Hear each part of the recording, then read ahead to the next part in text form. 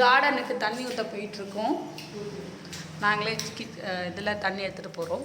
கொஞ்சம் ஆட்டு சாணம் கலெக்ட் பண்ணி வச்சுருக்கோம். அதை எடுத்துகிட்டு வாங்க படிக்கட்டில்.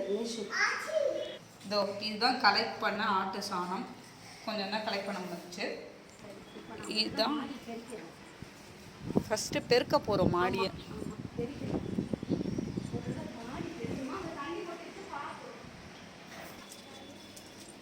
முதல்ல எப்பவுமே மாடியை வந்து பெருக்கிக்கிடணுமா. மாடி பெருக்கிட்டு தான் நம்ம தண்ணி ஊற்றுற வேலை, செடியை மாற்றி வைக்கிறதெல்லாம் பண்ணணும். ஃபஸ்ட்டு மாடியை நல்லா பெருக்கிடணும். பெருக்கிட்டு இந்த மண்ணை கூட கூட்டிட்டு நம்ம அந்த பேஸ்கெட்டில் போட்டுக்கிடலாம். இந்த இதில் மண் பூ செடி தொட்டிக்கு போடலாம். இதெல்லாம் முதல்ல இடத்த நீட் பண்ணிடணும். அப்போ தான் உங்களுக்கு வந்து வேலை சுலபமாக முடியும். ஆகஸ்ட் பண்ண போகிறது பிரிஞ்சாலா இந்த சைடு இதை வைக்கணும். அது எல்லாத்தையும் இந்த மண்ணெல்லாம் பெருக்கி இந்த மண்ணெல்லாம் இதில் போட்டுக்கணும். மண்ணெல்லாம் ஒரு மண்ணு கூட வேஸ்ட் பண்ணக்கூடாது. இதில் போட்டுட்டு அதுக்கப்புறம் கொத்திட்டு ஆட்டு சாணத்தை போட்டுருவோம்.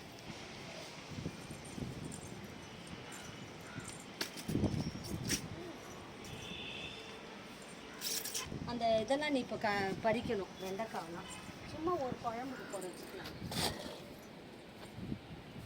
இப்போ இதில் வந்து இப்போ ஆட்டு சாணம் போடணும். எத்தனை 3 கவரா? கவர் மட்டும் மாற்றணும் அப்புறமா. ஆமாம். இதெல்லாம் என்னது? அதெல்லாம் தேவையில்லாத பறிச்சு விட்றோம். அதான் கீழே நெல்லி தான், வேறு ஒன்றும் இல்லை. நல்லா இப்போ பூ பறிக்கிறீங்களா இல்லை கழுவி விட்ட பிறகு பூ பறி? அப்புறம் வாஷ் பண்ணிட்டு கிளம்பும்போது பூ பறிச்சுட்டு போயிடும். சரி. இப்போ வந்து இந்த இடத்த கழுவி விடணும். அதில் ஒரு சன்ஃப்ளவர் போட்டேன், வரல போல இருக்கு. இதே தூக்கிட்டு அங்கே வச்சிடலாம். தூரத்துலமா ஒன்று. ஆமாம், அப்படின்னா ரொம்ப இது இருக்காது. பெரிய பெரிய தட்டு அந்த ஜெயச்சந்திரன்லேயே தட்டு, பெரிய தட்டு அந்த கம்மி ரேட்டில் தான் வாங்கிடணும். வேஸ்ட் பண்ணிட்டாங்க யா. இந்த 3 கோணி பை மட்டும் மாற்றிடலாம். ஆமாம், 3 கோணி பை தான் மாற்றணும். அப்போனா இந்த இதை தூக்கி இதில் வச்சிடலாமா? இதுலேயும் ஒன்று, இதில் ஒன்று வைக்கலாமா? மிளகாவை அதில் வச்சிடலாம். இந்த 2 வேணா இருந்துட்டு போட்டோம். இந்த மிளகா தூக்கி முதல்ல மிளகா இதிலே வச்சுருங்க. அதான் இதில் வச்சுட்டு மண். ஆமாம், அந்த கோணிப்பையில் இருக்க மண்ணை நம்ம அதை யூஸ் பண்ணிக்கலாம். இல்லை, நம்ம அப்படியே மண்ணோடையே எடுக்கணும். அது வேரோடையே, அப்போ தான் வாடாது. அப்படியே வீடியோட அம்மா என்ன ப்ளே பண்ணிட்டேன் ஆல்ரெடி. இப்போ வந்து நான் வந்து இந்த மிளகாவை வந்து அப்படியே அடுத்த தொட்டிக்கு மாற்றப்படுறேன். ஏன்னா கேன்லாம் வச்சா அந்த கோணியில் செட் ஆகல. அதனால இதுவும் இது புதினாவும் வருது, அதை அப்படியே வரட்ட விடுங்க. Okay body. இப்போ இதை அப்படியே நான் வச்சுருக்கேன். கொஞ்சம் மண் போட்டுடுறேன்.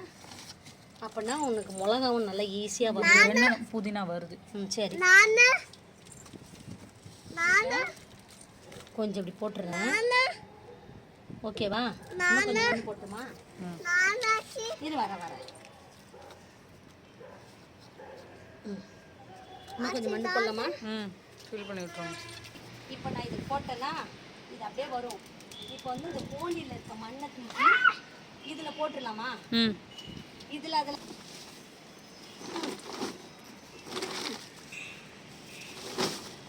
கொட்ட முடியல. எவ்வளோ மண்புழு எதுவும் மண்புழுலாம் இருக்குது.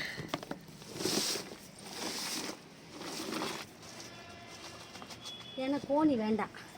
இதுங்கனாச்சும் வரது உருப்படியாக வரும். இப்போ நான் இதையே எல்லாத்துக்கும் ஸ்ப்ரெட் பண்ணிக்கிறேன்.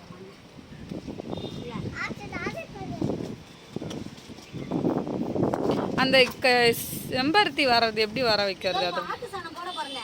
பாரு, நீ வேணா ஆட்டு சாணம் போட பாருங்க எப்படி பூக்குது பாரு. அந்த இதில் எஜ்ஜெல்லாம் கட் பண்ணி விட சொன்னாங்க. கட் பண்ணால் இருந்தாலும் வந்த மாதிரி இல்லை.